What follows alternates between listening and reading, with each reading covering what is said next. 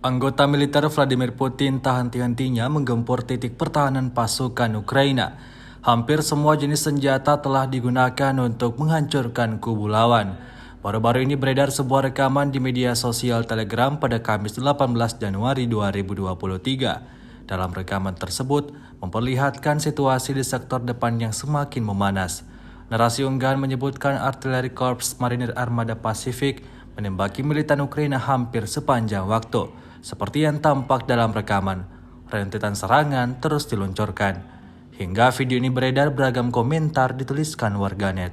Memasuki hari ke-329, Rusia melaporkan 372 pesawat Ukraina, 200 helikopter, 2.891 kendaraan udara tak berawak, 401 sistem rudal anti pesawat dieliminir sejak awal operasi khusus. Sementara itu dari kubu Kiev, Kementerian Pertahanan Ukraina melaporkan 870 tentara Rusia dieliminir dalam